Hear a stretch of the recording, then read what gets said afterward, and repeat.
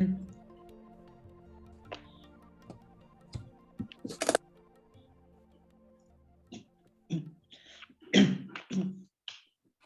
everyone, good afternoon, welcome back. Yay, it's International Women's Day today and we are celebrating women. It is the Celebration of Women conference organised by Fair Game UK and supported by Campbell Tickell. And if you missed this morning, you have missed so much, but do not stress about it because we are recording all the sessions, so you'll be able to catch up when you have some time and look at everything that we've talked about this morning. We've had keynote speakers, we've had workshop sessions, we've had discussions as well. So just as a reminder, in case you weren't on this morning, a couple of housekeeping things. If you would like to ask a question or make a comment or even a suggestion, put it into the chat for whichever session that you're watching, and then I'll be able to give you a shout out. And also, can you keep your mics on mute unless you're actually participating in the workshop as well? Right, let's crack on with this afternoon. Part 2, we can call it, of the celebration of women on International Women's Day. So I'm going to be having a conversation with Baroness Anne Taylor of Bolton. Let me just give you an overview of Anne's career. She is a British politician and a life peer who served as the Minister for International Defence and Security from 2008 to 2010. She is a member of the Labour Party and has been the MP for Bolton West from 1974 to 1983 and for Dewsbury from 1987 to 2005. Most importantly, though, she's a Bolton Wanderers fan. And I did check this out, Anne, just very quickly. I look at the league table. You're not doing too bad right now in League One, I have to say. So please welcome a very big Bolton Wanderers fan and minister and has had various ministerial roles in the government. Please welcome Anne Taylor. Hello, Anne. How are you? Hello, I'm fine. And if we were slightly further up the league, I'd be even better. Still, what is it, 3 months? Where are we now? March, April, May. Still 3 months. A lot of games to play, though. You never know. A lot of games to play. If we win them all, we'll be in the playoffs. But, you know, this time last year, we definitely have settled for surviving mid-table. So progress is certainly there. Progress, green shoots, as we say, green shoots. So thank you for joining us today. You and I are going to have a chat about the fan-led review, which got a lot of media attention when it came out. A very thick document, which I believe there was a summary released as well. So let's talk about that. That was a fan-led review led by Tracy Crouch. And I was listening to her on the radio as she was doing the various media duties about it. And there was a lot of research that went into this, a lot of consultation as well. And it gave 47 recommendations for football. What are you looking for from the government when it responds in full at some point to the review, Anne? Well, I actually think that Tracy's review was a step change. We've had lots of other proposals. We've all made proposals. The Parliamentary Football Group have made proposals. Individuals have made proposals. All sorts of people have genuinely tried to move the issues on. But I think that Tracy's review, partly because of her standing within Parliament and her experience, did actually present a picture that couldn't be ignored. And you couldn't just say, oh, well, that's very interesting, we'll put that on the shelf. Because what you've got to prevent with reviews of this kind is them being, you know, everybody patted on the head, told they've done a good job, and then, you know, the review goes on the shelf. So I think there is a step change in the seriousness with which Parliament is now going to be looking at these issues. That's partly from Tracy. It's partly from other people within Parliament who have really taken it seriously, be it the select committees, be it the backbench groups, be it the all-party groups. There's quite a level of momentum. Yes, we've been sort of thrown off course because COVID's been so dominant. Yes, we've now got Ukraine, which obviously has to be the total focus. But I do think that we've moved on from just saying, well, yes, there are problems, but it's not really for government to intervene. It's not really for Parliament to, you know, push too hard. Let's ask people to be nice and fair and reasonable. I think we're now talking really about the need for a level of independent regulation that just hasn't been there in the past. Absolutely. How much support do you believe that the recommendations for the Fanley Review have in Parliament, and what are the next steps towards legislation?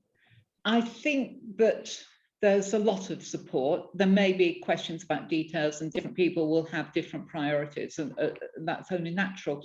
But as I said, because we've got this step change, I think it's going to be hard to ignore. Yes, we need a minister who will argue, because it's one thing to get a minister who wants the legislation, and you can ask your department to frame it, but then you've got to argue your corner within the whole governmental system.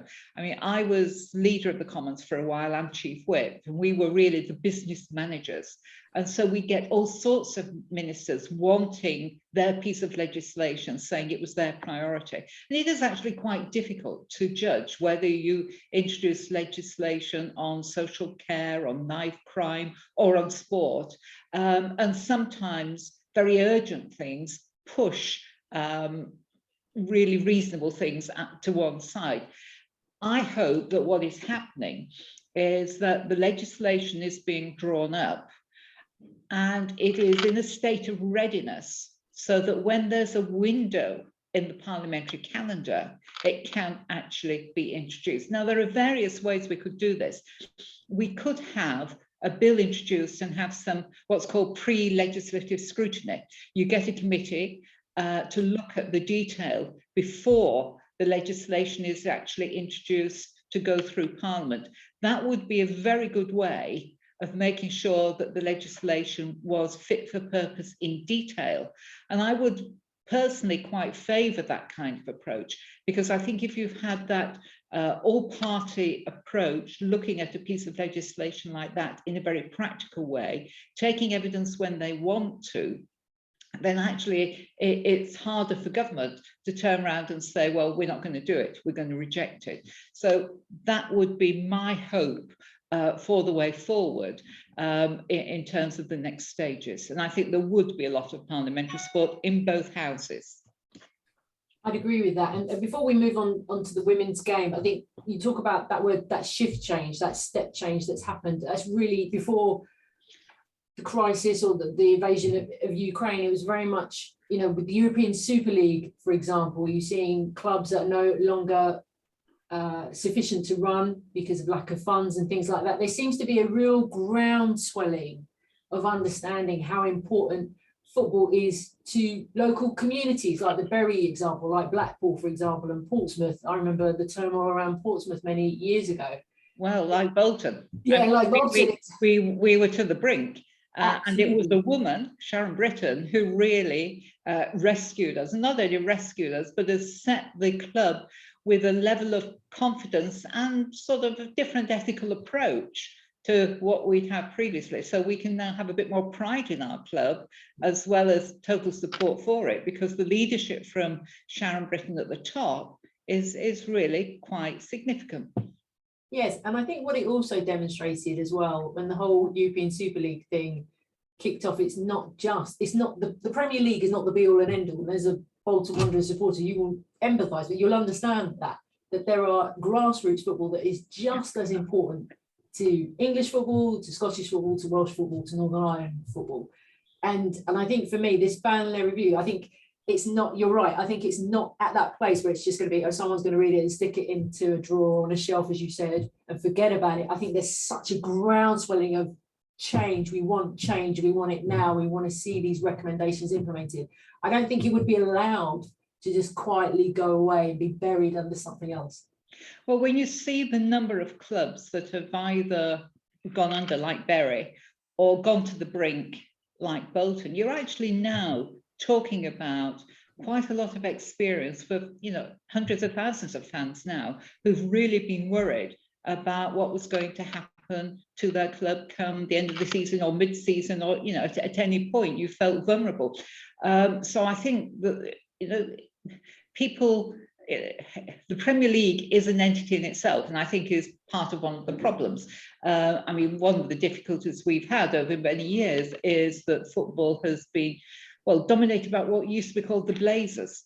be it at the FA or the Premier, you know, the blokes who turned up for the international matches, who were interested in football, but, you know, didn't see what their role and responsibilities were looking forward. They just managed the game as it was and took it as it was, and really opted out of many of the decisions they should have been making, not least because it might be as well to let this club get away with that because we might need to do something in the future. So there was a bit of that there. But, you know, it was basically men who made all of those decisions. Yeah, very much so.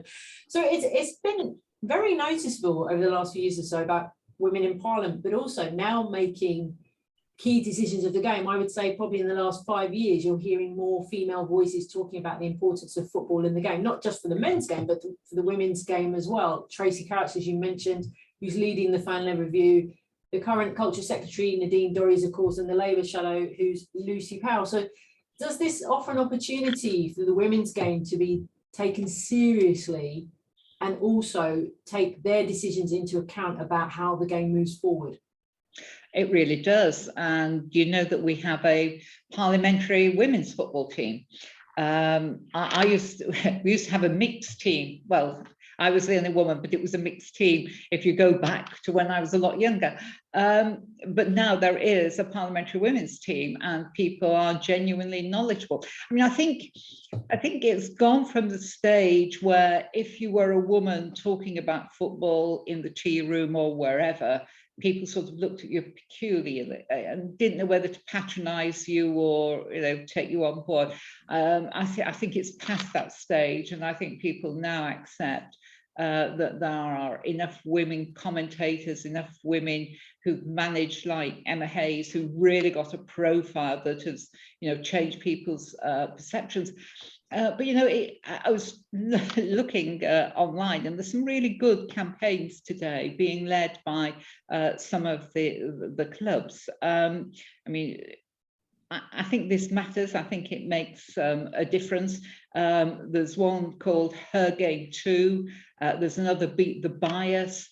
And you look back to the Daily Mail a year ago, which was talking about the fact it was International Women's Day, but it was talking about women commentating on football matches and using quotes like, oh, I'd rather listen on mute. I'd rather put it on mute than listen to a woman, you know, telling me that that was offside or whatever. There's a long way to go. But I think that when, you know, if you go down Twitter today, you will see clubs supporting one of those campaigns that would never have thought of doing it just 2 or 3 years ago, let alone 10 years ago. So there is a step change. There is more women's football on television. And when you put the listings on a Saturday or Sunday to watch something, you know, there'll be women's matches there and people will watch them. Not just the finals and not just to see whether it's Chelsea or Man City. You know, there's an interest there. I've seen it in my own family, and I've seen it, you know, talking to people around here. People are far more aware, and I just regret that, you know, when I was younger, I didn't really have the chance to play football much. Nobody, you know, I wasn't at a school where there was a girls' team or anything of that kind. I wish I had. I think some things have changed for the better, but I think there's an awful long way to go. And, you know, sometimes when you hear the slightly patronizing way that people will talk about a woman referee, they don't realize it, but they are being quite patronizing in the way that they talk. And some of the abuse that people still get at football matches does make people a bit wary about whether they, you know, as a young woman, would you want to go to an away match by yourself? Would you feel totally confident that, you know, you wouldn't feel a bit intimidated, oppressed, marginalized, whatever? I think that's still there to a certain extent, and it is because there are not enough women in significant senior roles being able to make those decisions and set the tone and change the culture, because really that's what you've got to do. You've got to change the culture in terms of the governance of football, in terms of fit and proper and all the rest of it, but you've actually got to change the culture inside a football match, so that women don't think they're going to be teased, made a fool of, just insulted, or you hear stories that you shouldn't hear about how some people are treated. The obvious question, but why is it important to change the culture? Because football belongs to me and you as much as it belongs to the blokes in our families. One of the things about the Super League, I mean, everybody, virtually everybody was against it, but it was being opposed as, oh, well, football's a working man's sport. And of course it is. It's also a working woman's sport. It was my dad who took me to football, but I used to go with other people who had men, women, not as too many men in proportion, but nevertheless, it's as Bolton Wanderers is my club as much as it's my husband's or my father's was. Going back to the Super League, it's funny. I remember the day of the announcement, and when I read the newspaper article, which led then to the announcement coming out on the website. And there was just a tiny paragraph referencing the women's game. And it was something along the lines of, we will look to do something similar. And I'm paraphrasing, of course, we will look to do something similar for the women's game later down the line. And it's like, hang on a minute. So you're prepared to do this, but you're not really prepared to do this kind of thing. And if you're talking about football is for everybody, as certain governance, world organisations like to parrot about, and yet with the European Super League, it's like, well, we're going to do the men's game and then we'll do the women's game a bit later. Kind of thing. Of course, we're going to pay the same prize money and all the rest of it. Yeah. That goes without saying, doesn't it? It's going to happen. And yeah, absolutely. The whole debate around it's a really good point. The whole debate around prize money, infrastructure. Yeah. As well, you mentioned about the game. The women's game has got a long way to go. I think in terms of, that word I just used about infrastructure, about salaries. I've seen one article today talking about how much players in the WSL make, and of course it dwarfs those that are in the Premier League and the Championship, even down for leagues 1 and 2. When you talk about how much more we've got to go, it's those types of things, isn't it? To unpick the culture, if you like, as you said, but also start building a new structure and developing a legacy, a long-term legacy of the game. And that's why if Tracy Crouch's recommendations are taken forward properly, and you actually are talking about changing structures, and you're really examining these issues in detail, I think it will become obvious that women will play a bigger role. Role models have a part to play, and I've mentioned Sharon Britton because of Bolton, but we've had women who've led campaigns to save their club, like Christine Seddon at Blackpool. We've had other women who've been really instrumental, with Maggie at Bolton as well. We've had people who've been a real part of all of that. And I think that once it happens, once your club or your supporters trust see that a woman is there on equal terms and participating, it becomes a norm. But it's not a norm until it happens, and you've got to remove those barriers that make women worried or hesitant about putting themselves forward, because by and large they probably know as much about the game as anybody else, any bloke there, but it's the confidence issue and the feeling that what will people think, will they really be comfortable in that room? And sometimes you just got to dive in, and I think I'd encourage people to do that. Yeah, very true, very true. Just for everybody that is watching or listening, please do put your comments, suggestions or questions to Anne Taylor in the chat, and we'll have a few minutes at the end to put those to her. Anything that you like, obviously around the fan-led review, of course, about the women's game, her work within the women's game as well, her love for football. If you want to ask her about Bolton, please do. That'd be great. I just mentioned about how the European Super League seems to have a separate section about how it wanted to do something similar for the women's game, but much later down the line as ever. The review does recommend a separate, dedicated review. So do you think that's going to happen? I fear and would suspect that they would sort of say, well, let's see how the men's review gets on. I just fear. But this is another reason why, if you start in the right way and build up, as I say, by having a pre-ledge committee looking at these things in detail, that's where you get the balance between, you know, how you make things go in parallel, why there might be problems, but if there are going to be problems, come and tell us what those problems are. Come and explain why something can't happen. Don't just say, oh, well, it's the women's game, so obviously we'll do that later. You know,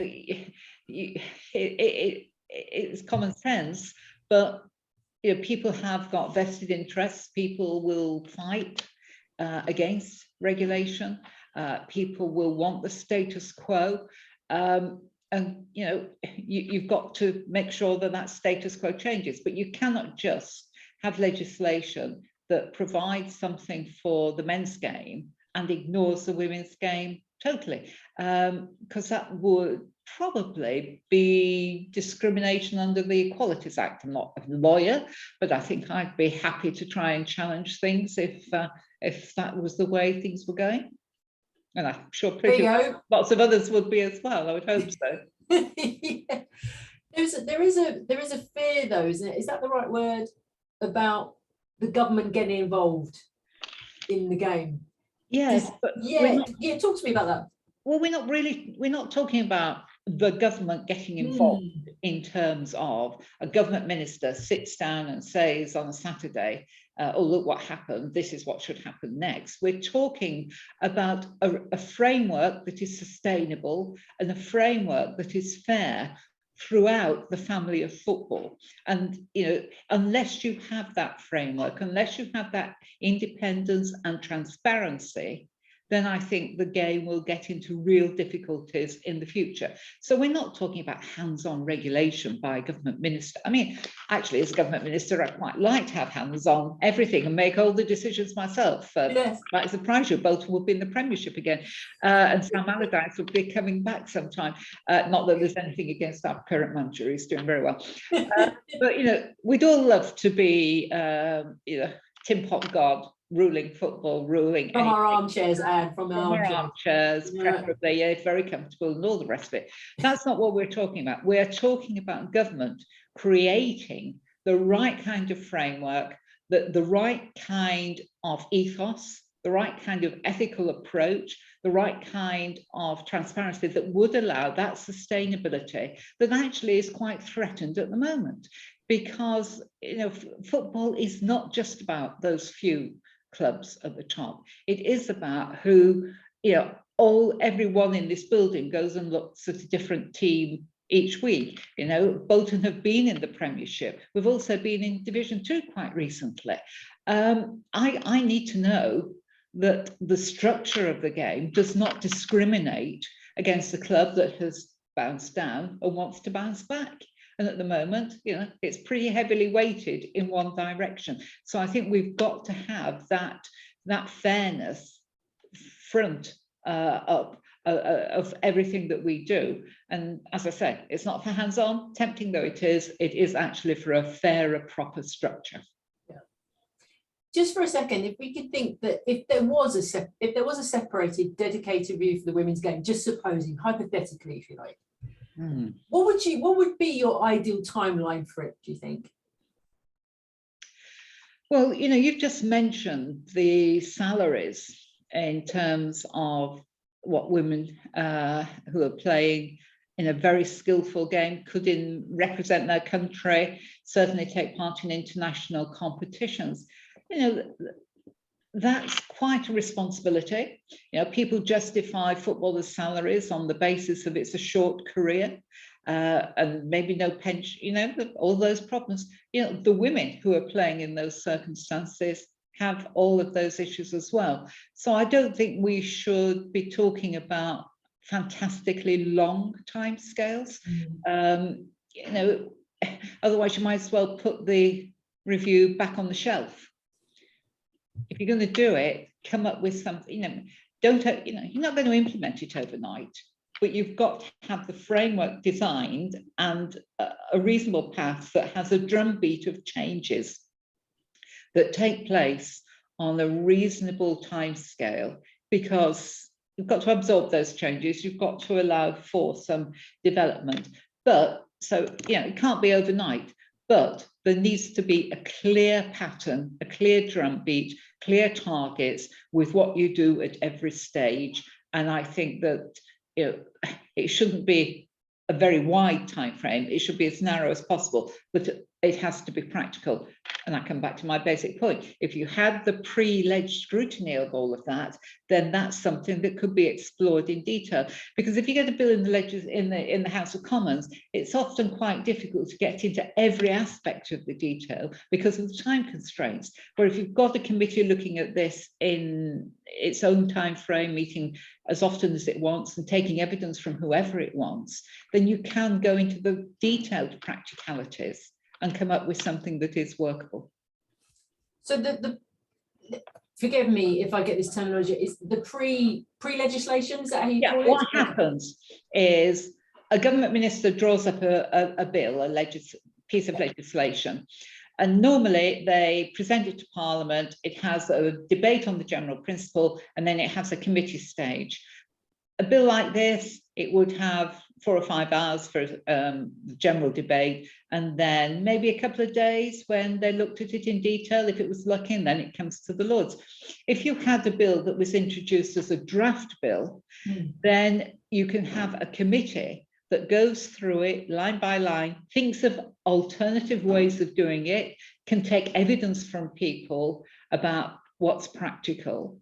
And I really do think this is a way forward on this, because it also would be all parties, so that when it reports, it's presenting the bill in its best possible condition. And if you do it that way, and the minister wants to change something from the original proposals, the minister doesn't lose face, because the minister has given other people the opportunity to amend things. And sometimes if you get a piece of legislation that comes into Parliament, sometimes the minister says, oh, this is what I've said should happen. I can't possibly change my mind or I'll lose face. People are not very good at accepting advice sometimes, even if it's pretty glaringly obvious. So I think a committee doing that would make the piece of legislation fit for purpose and would thereby enable it to go through Parliament more smoothly and be more practical at the end of the day. I'm just wondering, as you were talking, I was just thinking about the Women's European Championships being here over the summer. A chance for, for England to showcase the best in women's football, in terms of European football anyway, coming here. It's a celebration. I know, because with everything going on right now, it's probably, way on the back burner. It's a shame, just to get focus people's minds again, if you like, but the fact that we're having a major tournament here in England and the Lionesses are absolutely flying right now under Sarah Wiegman. Do you know what I mean? It's kind of, like you said, taking opportunities. We talked about that this morning, about if there's any opportunity to promote the game or get people's minds more focused on how women can play a part in the game, all those kinds of things. It's like we've got to take those opportunities. And you're like stating something simple like the European Championships, because there's going to be so many eyes on it. It's going to be on the television, it's going to be on the radio. My family's going, we've got tickets, so you're going to get the crowds going. You'll get the crowds. Yeah. I mean, there's been a real change in terms of the attendance at women's matches. There's been a real change in the number of people who are watching on television. What we need are some good gimmicky things in the supermarkets that kids can buy. The sticker book for women's football should be produced in the way that it would be for the blokes. Yes. That will mark real progress when people are actually, talking about who's playing and who their favourites are and who's in their sticker book and changing stickers at school because they want something extra. But it will be, you're right, it will be a real opportunity, and it showcases the country, but it also showcases British football for women. Yeah, agreed. So how can people, and if they want to show their support or they'd like to encourage that next step in terms of the pre-legislation, how can they show their support for the fan-led review? I think people are sometimes very hesitant about approaching their own member of Parliament. If you type your postcode or type into Google, who is my MP, and put your postcode in, you instantly hear who your MP is. You can read it on screen, and thereby you know who you should be approaching. Most people these days send MPs emails. They get hundreds every day. Personally, I would say send your MP a letter, a written letter that you write out yourself. By post? You think, by post? People still use post? Surprising, despite the fact that stamps are going up in price, people do still use post. And I just think that you know, if you're a member of Parliament and you get a letter about this, you'll probably write back, or an email, you'll probably write back and say, yes, that's very interesting. I'll look at the legislation when it comes up. If you're a member of Parliament and you get 20 letters on this, you really start to look at it seriously, and you get 50, you're definitely looking at it seriously. So, you know, individuals should use the power, the clout that they have, and just put pen to paper or pen to email, because it really is very easy. And as I say, if you type into Google or whatever, who is my MP, put your postcode in, you know instantly who it is you should be writing to. And, you know, the address is there, House of Commons. It's very simple. So Hannah, I've got a question for you, actually, if you wouldn't mind. Yeah. It's a bit of a long one, so I won't rush through it. So it's from Bart Hubie. Bart says, fair games proposals about distributing income within the game based on how clubs perform against the sustainability index are quite radical, providing a real practical financial incentive and reward to clubs to be both financially secure and to do the right thing on governance, equality and fan engagement. Can we make this happen through the pre-legislation process? Well, you see, I think we can. I think that that's where the detail is best worked out outside the House of Commons chamber and in a committee. It is a change of approach. It is a change of culture. But I think what people have got to realise is what the consequences could be of not doing this. You know, sustainability is an easy word, but it really does mean something. We talked earlier about clubs that have gone to the wall or have been close to going to the wall. Unless we get a change, we are going to see more clubs going out of existence, and some of them might be surprising ones going out of existence. So don't think because your club's okay at the moment that it won't be in difficulties in the future. If we had this kind of framework, I do think it would help everybody to know exactly where they were with their club and the kind of issues that they need to raise. I mean, I don't think it's the only issue. You know, I think there should be fans on boards. I think that some of the models of what happens in other countries are very well worth looking at. But the emphasis I would make is the critical timeline, because year on year, we're seeing more and more difficulties. And therefore, year on year, it becomes more urgent that we do take some action of this kind. And I think that Fair Game have actually upped the act. I mean, yes, part of it's because of Tracy Crouch, but part of it is also because Fair Game and others have actually got a focus, which they're not going to let go. They've got their teeth into this, and I think it's improving and widening knowledge about what it needs to be done. So I do think that the time is right, and I do think that it would make a difference. And as I say, I know I keep saying it, but I do think early detailed look is important. Thanks, Bart, for that question. I pick up something that Bart said actually in that question. He used the words "do the right thing," and that was something that Kelly Lindsay, who's the sporting director, former USA player, has been out to Afghanistan and Morocco, many countries around the world. She used that term a lot in her keynote speech today. It was one of her values that she says that she lives by.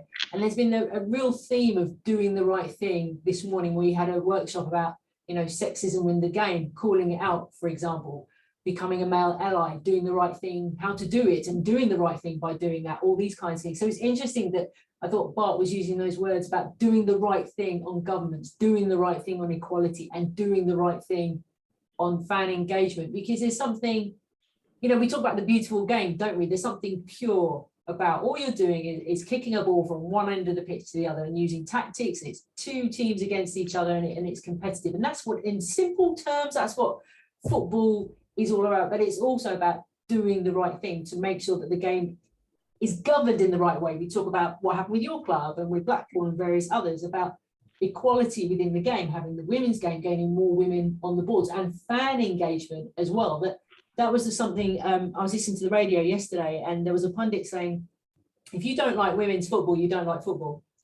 Yeah. You couldn't understand why some people say they support one team, but they don't like the women's team. And therefore, if you don't like football, if you don't like women's football, you don't like football, full stop. Yeah. And I thought that was an absolutely fantastic point that he made yesterday. Yeah, it sounds like somebody who's never watched women's football, because the skill levels are pretty phenomenal at times. And yeah, that person needs to go and sit down and watch things very carefully.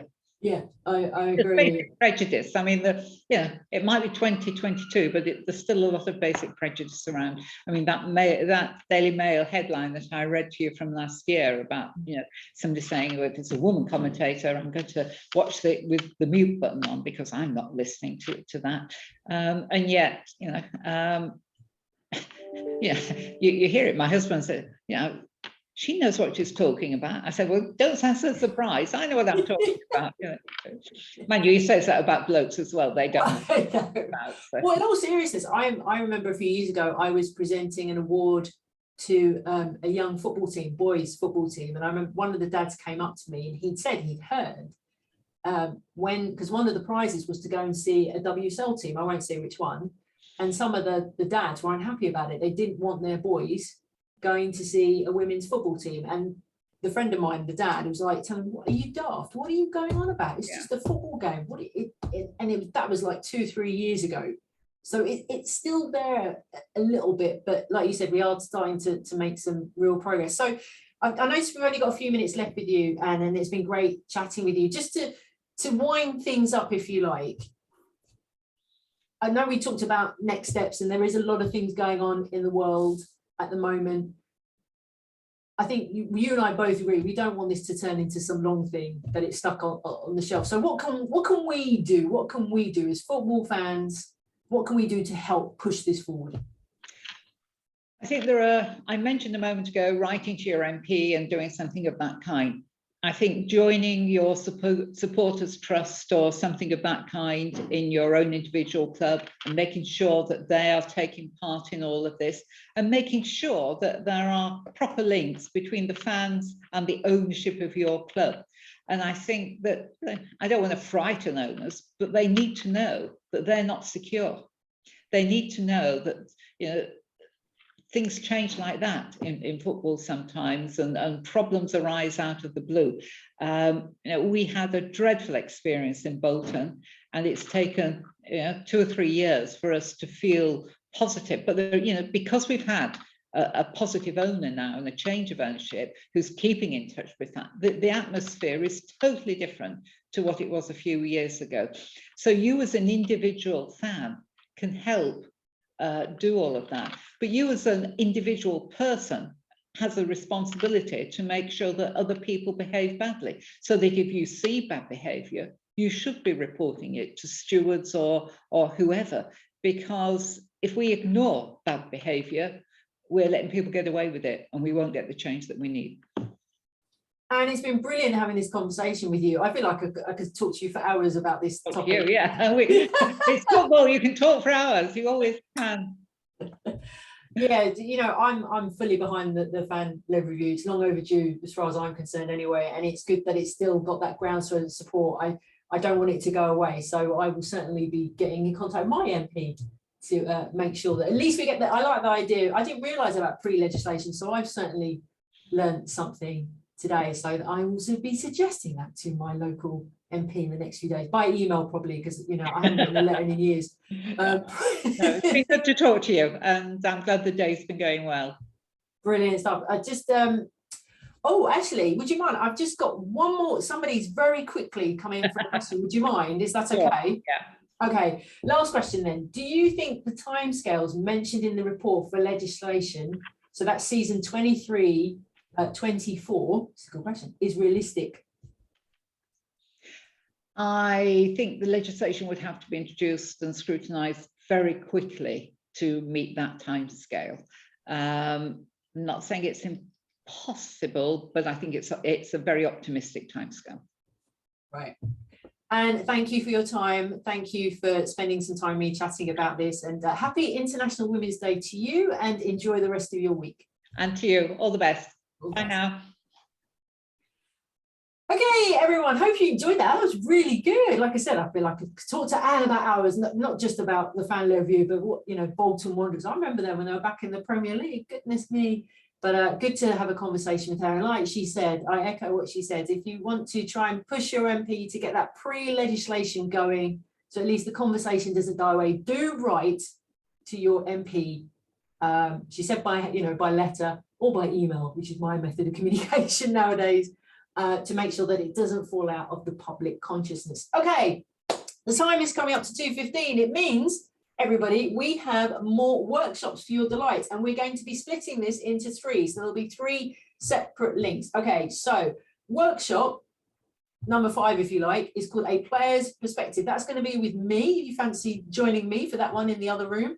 I'm going to be talking to one of the most interesting characters in the women's game. I'm really looking forward to this, about her career, Samira Sam Khan. Then we also have workshop number 6, which is in another room, which is engaging with female fans. So we're going to be talking to experts about fan engagement. That's what Anne and I were just chatting about that as well. How to consider attracting more fans to come and watch the game, more supporters, female reporters, supporters as well, I should say. And that's with speakers Antonia Hagman and Charlotte Thompson, and that's going to be chaired by Niall Cooper. Or if you fancy a bit of networking in the other rooms, so we've got 3 rooms, that's going to be coordinated by Fair Game Strategy Director Caroline McRoyal. So you've got the choice of 3 rooms. If you want to make your choices now, I will be back a little bit later with you for some more conversations with some people within the game. See you soon.